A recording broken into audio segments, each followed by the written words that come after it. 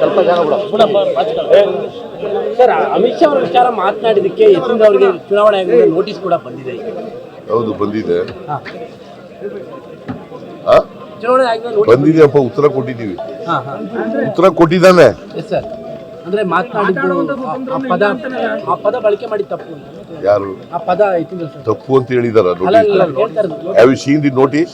ನಾವು ಕೇಳ್ತಾ ಇದ್ದೀವಿ. ನೀನ್ ಕೇಳೋದು ಬೇರೆ. Have you seen the notice?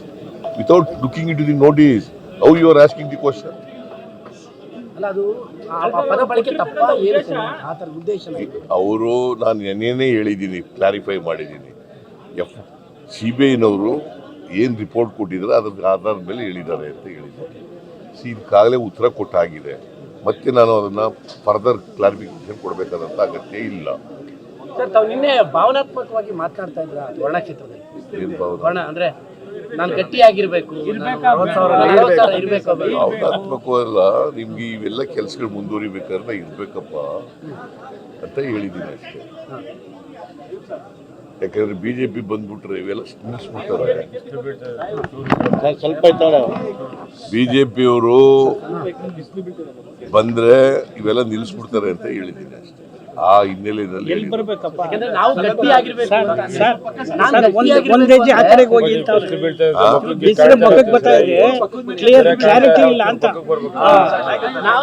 ನಾನು ಗಟ್ಟಿಯಾಗಿರ್ಬೇಕು ಅಂದ್ರೆ ನನಗೆ ಒಂದು 60,000 ಲೀಡ್ ಬೇಕು ಅಂದ್ರಲ್ಲ. 60,000 ಲೀಡು, 47,000 ಲೀಡ್ ಬಂದಿದೆ. ಅದಕ್ಕಿಂತ ಜಾಸ್ತಿ ಕೊಡ್ರಪ್ಪ ಅಂತ ಹೇಳಿದ್ದೀನಿ. ನನಗೆ 48,000 ಲೀಡ್ ಬಂದಿತ್ತು ಅಸೆಂಬ್ಲಿ. ಸೋಮಣ್ಣ ನಿಂತರು ಕೂಡ ಕರ್ಕೊಂಡು ನಿಲ್ಸಿದ್ರು ಕೂಡ 48,000 ಲೀಡ್ ಬಂತು. ಇವನಿಗೆ ಸುನಿಲ್ ಬೋಸ್ಗೆ 60,000 ಲೀಡ್ ಕೊಡಿ ಅಂತ ಹೇಳಿದ್ದೀನಿ. ಲೋಕಸಭಾ ಚುನಾವಣೆಯಲ್ಲಿ ಗೆಲ್ತಕ್ಕಂಥ ಸ್ಥಾನಗಳು ಕೂಡ ಕಾಂಗ್ರೆಸ್ ನಾಯಕರುಗಳ ಕುರ್ಚಿಗಳನ್ನ ಭದ್ರಪಡಿಸ್ತಾವ ಅಂತ.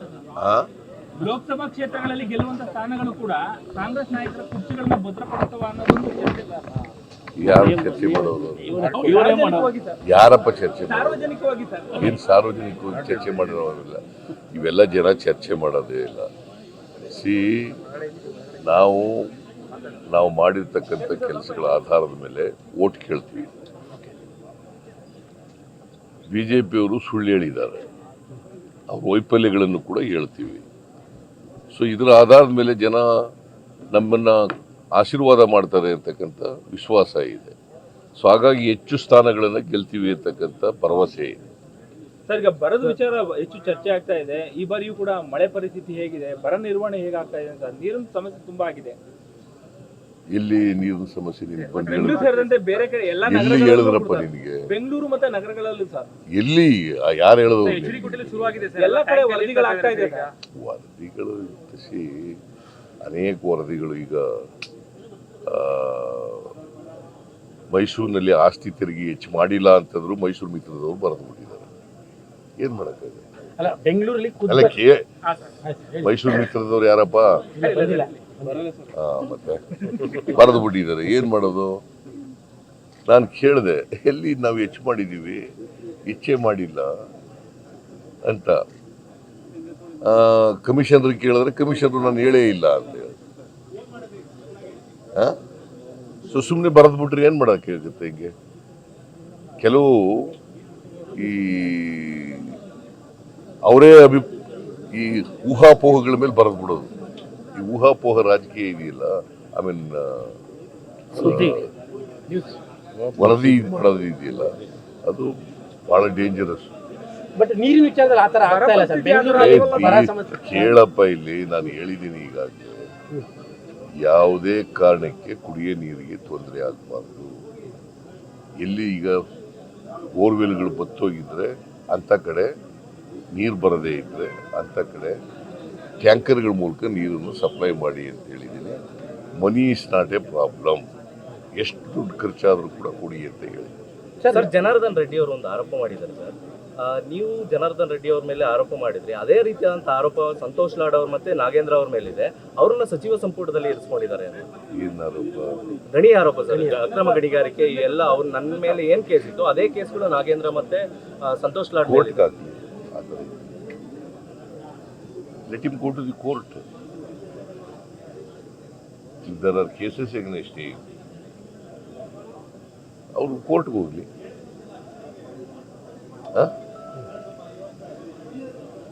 ತಪ್ಪುಗಳಿದ್ರೆ, ಸಾಕ್ಷ್ಯ ಇದ್ರೆ ಕೋರ್ಟ್ಗೆ ಹೋಗ್ಲಿ.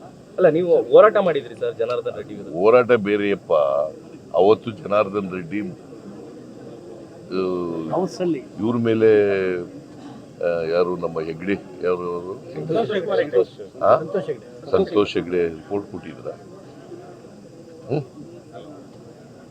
ಇವ್ರ ಮೇಲೆ ರಿಪೋರ್ಟ್ ಕೊಟ್ಟಿದ್ರಿ ಅಂದ್ರೆ ಗೊತ್ತಿಲ್ಲ. ಇನ್ನು ನಿಮ್ಗೆ ಏನಿಲ್ಲ, ನೋಡಿದಿರಾ? ಅಲ್ಲ ಅವ್ರ ಆರೋಪ ಅವ್ರ ಆರೋಪ ಏನಾರ ಮಾಡ್ಲಪ್ಪ.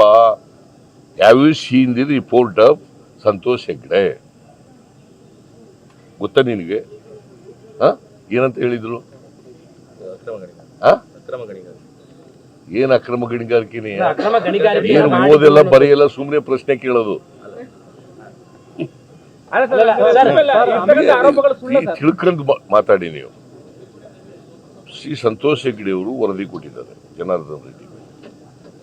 ಜನಾರ್ದನ್ ರೆಡ್ಡಿ ಅವರು ರಿಪಬ್ಲಿಕ್ ಆಫ್ ಬಳ್ಳಾರಿ ಮಾಡಕ್ ಹೊರಟಿದ್ದಾರೆ, ಅಕ್ರಮ ಗಣಿಗಾರಿಕೆ ಮಾಡ್ತಾ ಇದ್ದಾರೆ, ಕೋಟಿಗಟ್ಟಲೆ ಹಣ ವಸೂಲು ಮಾಡ್ತಾ ಇದ್ದಾರೆ ಅಂತ ಕೊಟ್ಟಿರೋದು ವರದಿ. ಅದರ ಆಧಾರದ ಮೇಲೆ ನಾನು ಚಳುವಳಿ ಮಾಡಿದ್ದು, ಅದನ್ನು ಅಸೆಂಬ್ಲಿನಲ್ಲಿ ಪ್ರಸ್ತಾಪ ಮಾಡಿದೆ. ಅವರು ನನ್ನ ಮೇಲೆ ಜಗಳಕ್ಕೆ ಬಿದ್ದರು, ಯಡಿಯೂರಪ್ಪನವರು, ಜನಾರ್ದನ್ ರೆಡ್ಡಿ ಗುಂಪು ಎಲ್ಲ. ಅದಕ್ಕೆ ನಾನು ಪಾದಯಾತ್ರೆ ಮಾಡಿದೆ. ಓದ್ಕೊಂಡಿದ್ದೀನಿ, ನೀವೆಲ್ಲ ತಿಳ್ಕೊಳ್ಬೇಕಲ್ಲ ನೀನು. ಅಲ್ಲಿ ಅದರಲ್ಲಿ ಸಂತೋಷ್ ಹೆಗ್ಡೆ ಅವರು ಸಂತೋಷ್ ಲಾಡ್ ಮೇಲೆ ಇನ್ನೊಬ್ಬರ ಮೇಲೆ ಕೊಟ್ಟಿಲ್ಲ ವರದಿ. ಈಗ ಹೇಳಿದ್ರೆ let him go to the court. ನಾ ಹೇಳೋದು ಸರಿಯಾಗಿದೆಯಲ್ವೇನೆಯಾ? ಮತ್ತೆ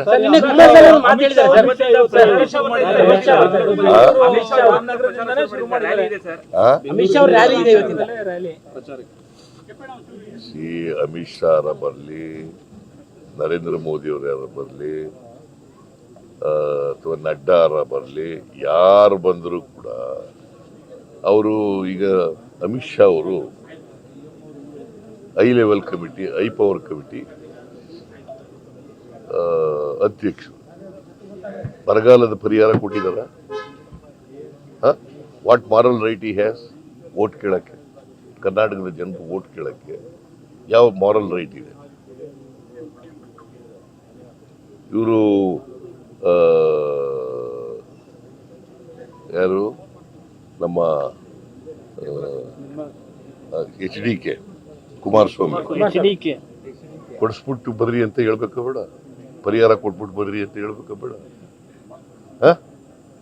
ಪರಿಹಾರ ಕೊಟ್ಟಿದ್ದಾರೆ ಅಮಿತ್ ಶಾನೇ ಚೇರ್ಮನ್. ಅದಕ್ಕೆ ಮೇಕೆದಾಟುಗೆ ಪರ್ಮಿಷನ್ ಕೊಟ್ಟಿದಾರ? ಮಾದಾಯಿಗೆ ಎನ್ವೈರನ್ಮೆಂಟ್ ಕ್ಲಿಯರೆನ್ಸ್ ಮಾಡಿದಾರ? ಆಮೇಲೆ 15th ಫೈನಾನ್ಸ್ ಕಮಿಷನ್ ಶಿಫಾರಸ್ ಮಾಡಿರ್ತಕ್ಕಂಥ ಪರಿಹಾರ ಕೊಟ್ಟಿದಾರ? ಅಪ್ಪರ್ ಭದ್ರಾ ಪ್ರಾಜೆಕ್ಟ್ಗೆ 5300 ಕೋಟಿ ಕೊಡ್ತೀವಿ ಅಂತ ಕೊಟ್ಟಿದಾರ? ಯಾಕೆ ಓಟ್ ಕೊಡ್ಬೇಕು ಅವ್ರಿಗೆ? ಅಮಿತ್ ಶಾ ಆಕ್ಚುಲಿ ಅವ್ರಿಗೆ he has no moral right. See 5 ತಿಂಗಳಾಯ್ತು, 5 ತಿಂಗಳಿಂದ ₹1 ಬರಗಾಲಕ್ಕೆ ಕೊಟ್ಟಿಲ್ಲ. Will you agri?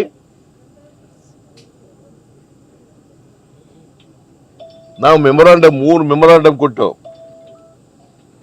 ಅಕ್ಟೋಬರ್ನಲ್ಲಿಂದ 3 ಮೆಮೊರಾಂಡಮ್ ಕೊಟ್ಟು, ಸೆಂಟ್ರಲ್ ಟೀಮ್ ಬಂತು, ಇನ್ಸ್ಪೆಕ್ಷನ್ ಮಾಡಿ ರಿಪೋರ್ಟ್ ಕೊಟ್ಟರು. ನಾನು ಭೇಟಿಯಾಗಿದ್ದೆ ನರೇಂದ್ರ ಮೋದಿ ಅವ್ರನ್ನೇ. ಡಿಸೆಂಬರ್ 19, 20ನೇ ತಾರೀಕು ಅಮಿತ್ ಶಾ ಅವ್ರನ್ನ ಭೇಟಿ ಮಾಡಿದ್ದೆ. ಡಿಸೆಂಬರ್ 23ನೇ ತಾರೀಕಿಗೆ ಮೀಟಿಂಗ್ ಕರ್ ತೀರ್ಮಾನ ಮಾಡ್ತೀವಿ ಅಂದರು. ಎಷ್ಟಾಯ್ತು? ಎಷ್ಟು ದಿನ ಆಯ್ತು? ಈಗ 5 ತಿಂಗಳಾಯ್ತು. ಕೊಟ್ರ? ಹೇಳಿ ನೀವೇ. 5 ತಿಂಗಳಿಂದ ₹1 ಕೊಟ್ಟಿಲ್ಲ ಬರ ಪರಿಹಾರಕ್ಕೆ. ಏನು ಇವರು ಅಮಿತ್ ಶಾ ಅವ್ರ ಮನೆಯಿಂದ ಕೊಡ್ತಾ ಇದ್ರ? ಇದು ಭಿಕ್ಷೆನ ಕರ್ನಾಟಕಕ್ಕೆ? ನಮ್ಮ ದುಡ್ಡು, ನಮ್ಮ ತೆರಿಗೆ ಹಣ.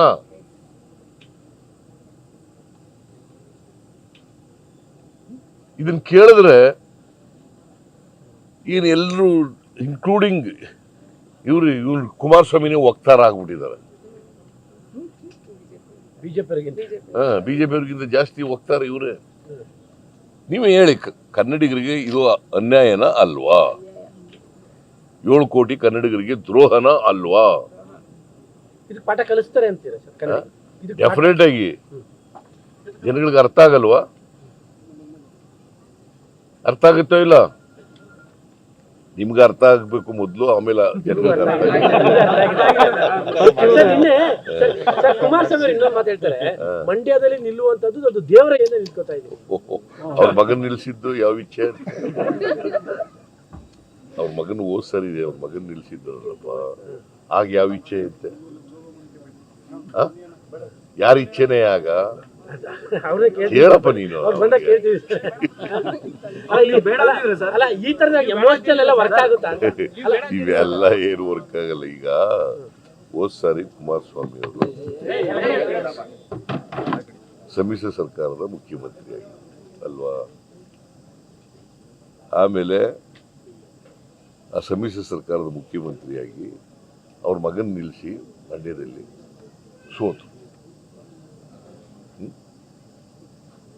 ಸೋತರಲ್ವಾ? ಈಗ ವಿರೋಧ ಪಕ್ಷದಲ್ಲಿ ಇದ್ಕೊಂಡು ಅವನೇ ನಿಂತ್ಕೊಂಡ್ರೆ ಗೆದ್ಬಿಡ್ತಾರ? ಹೇಳಿ, ನೀವೇ ಹೇಳಿ. ಮೈತ್ರಿ ಮಾಡ್ಕೊಂಡು ಬೆಲಿ ಚೂರಿ ಹಾಕಿದ್ರು ಸರ್ ಜೆಡಿಎಸ್ ಅವರು. ಮೈಸೂರಿನಲ್ಲಿ ಯಾರಿಗೆ ಹಾಕಿದ್ರಂತೆ ಓಟ ಅವರು? ಜೆಡಿಎಸ್ ನವರು. ಅಲ್ಲಿ ಯಾರಿಗೆ ಚೂರಿ ಹಾಕಿದ್ರು? ಬಟ್ ಅವ್ರು ಓಪನ್ ಒಪ್ಕೋತಾ ಇದಾರೆ ಬಿಡಿ, ನಾವೇ ಸಪೋರ್ಟ್ ಮಾಡಿದ್ವಿ ಅಂತ ಒಪ್ಕೋತಾ ಇದ್ದಾರೆ. ಯಾರು? ನಾವು ಬಿಜೆಪಿ. ಮತ್ತೆ ಅವ್ರು ಚೂರಿ ಹಾಕಿದಕ್ಕೆ ಅಂದ್ರೆ ನಾವು ಸಪೋರ್ಟ್ ಮಾಡಿದ್ರು ಅಂತ ಇಟ್ಕೊಳ್ಳೋಣ. ಅಜೀಮಿನ್ ಪರ್ಯಾರಿಗೆ ಮಾಡಿದ್ರೆ ಅದು ಇಲ್ಲಿ ಒಪ್ಕೊಳ್ಳೋದು, ಅಲ್ಲಿ ಒಪ್ಕೊಳ್ಳಲ್ಲ ಅಂದ್ರೆ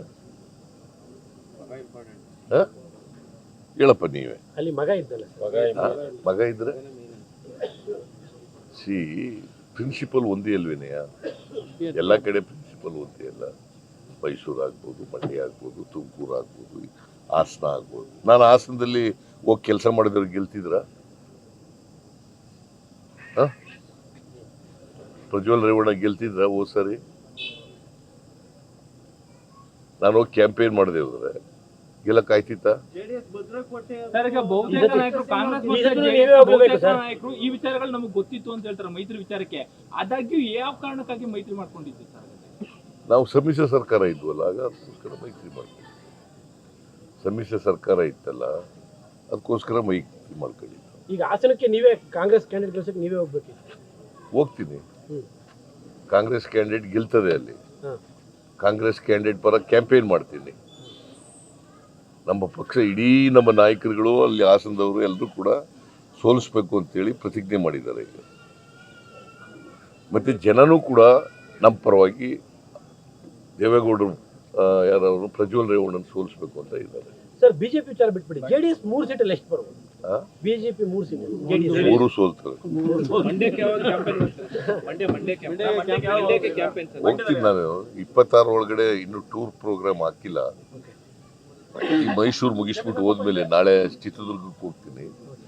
5ನೇ ತಾರೀಕು ಒಂದಿನ ಬೆಂಗಳೂರಲ್ಲಿ ಇರ್ತೀನಿ. 5ನೇ ತಾರೀಕು ಕೂತ್ಕೊಂಡು ಎಲ್ಲ ಕಡೆ ಪ್ರೋಗ್ರಾಮ್ ಆಗ್ತೀನಿ. ಮೈಸೂರು ಟ್ರಿಪ್ ಇದೆ 12, 13, 14. 12ನೇ ತಾರೀಕು ಚಾಮರಾಜನಗರ, ಅಲ್ಲ ಎಂಥದ್ದು ಕೊಳ್ಳೇಗಾಲ ಬೆಳಿಗ್ಗೆ. ಆಮೇಲೆ ಮಧ್ಯಾಹ್ನ ನಂಜನಗೂಡು, ಆಮೇಲೆ ಹೆಗ್ಗಡದೇವನ ಕೋಟೆ. ಅವತ್ತು 12ನೇ ತಾರೀಕು. 13ನೇ ತಾರೀಕು ಕ್ಯಾರ್ ಕಾನ್ಸ್ಟಿಟ್ಯೂನ್ಸಿ, ಆಮೇಲೆ ಮಧ್ಯಾಹ್ನ ಹುಣಸೂರು, ಸಾಯಂಕಾಲ ಪ್ರಿಯಾಪಟ್ಟಣ. ಆಮೇಲೆ 14ನೇ ತಾರೀಕು ಕೊಡಗು, ವಿರಾಜಪೇಟೆ ಮತ್ತೆ ಮಡಿಕೇರಿ. ಗೊತ್ತಾಯ್ತಾ? ಹಿಂಗೆ 12, 13, 14 3 ದಿನ. ಬಟ್ ನಿನ್ನೆ ವರ್ಣ ಜನ ನೀವು ಇನ್ನೊಂದ್ಸತಿ ನಿಂತ್ಕೊಳ್ಳಿ ಗೆಲ್ಲಿಸ್ತೀವಿ ಅಂತಿದ್ರು. ನಿನ್ನೆ ವರ್ಣ ಜನ ಅಸೆಂಬ್ಲಿಗೆ ನಿಂತ್ಕೊಳ್ಳಿ, ಅದೇ ಅಸೆಂಬ್ಲಿಗೆ ಇನ್ನೊಂದ್ಸತಿ ನಿಂತ್ಕೊಳ್ಳಿ ಗೆಲ್ತೀವಿ ಅಂತ ನಾನು ತೀರ್ಮಾನ ಮಾಡಿದ್ದೀನಿ. ಇನ್ನು ಚುನಾವಣೆಗೆ ನಿಲ್ಬಾರದು. ಜನ ಆಯ್ತಪ್ಪ, ನೀನ್ ಹೇಳಿದ್ರೆ ನಿಂತ್ಕೊಳ್ಳಕ ನನಗೆ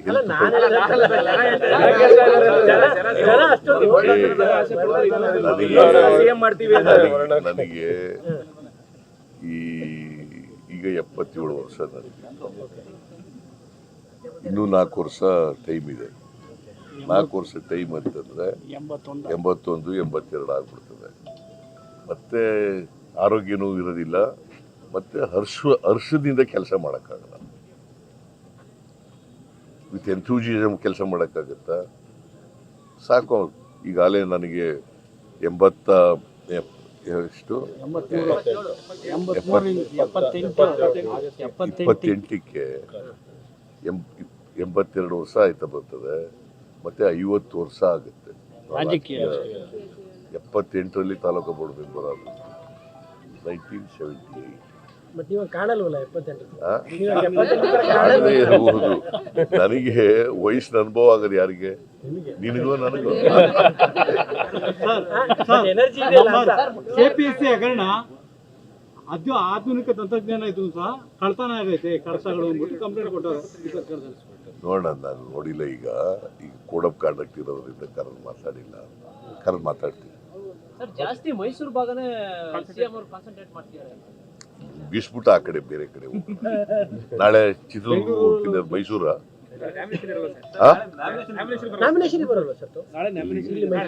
ಮೈಸೂರು ಮತ್ತೆ ಚಾಮರಾಜನಗರ ನಾಳಿದ್ದು ಇರ್ತೀನಲ್ಲೇ ಇಲ್ಲೇ. ನಾಳೆ KR ಕಾನ್ಸ್ಟಿಟ್ಯೂನ್ಸಿ ಅಲ್ಲ, KR ಅಲ್ಲ, ಚಾಮರಾಜನಗರ 11 ಗಂಟೆಗೆ ನಾಮಿನೇಷನ್. ಅದಾದ್ಮೇಲೆ ಮಧ್ಯಾಹ್ನ 1:30 ಗಂಟೆಗೆ ಇಲ್ಲಿ ನಾಮಿನೇಷನ್. ಎರಡೂ ಕಡೆ ಇರ್ತೀನಿ. ಅದು ಮುಗಿಸ್ಕೊಂಡು ಬೆಂಗಳೂರಿಗೆ ಹೋಗ್ತೀನಿ. ಏನ್ ಮಾಡ್ಲಿ ಹೇಳಿ?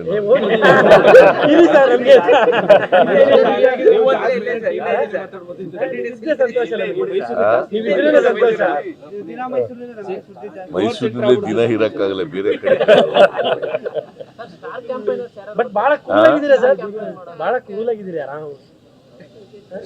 ನಾನು ಯಾವಾಗಲೂ ಕೂಡ ಆತಂಕ ಇದ್ರೆ ತಾನೆ ಟೆನ್ಷನ್ ಇರ್ತದೆ. ಆತಂಕನೇ ಇಲ್ಲಿಯವ್ರು ಹೆಂಗ್ ಟೆನ್ಷನ್ ಆಗುತ್ತೆ?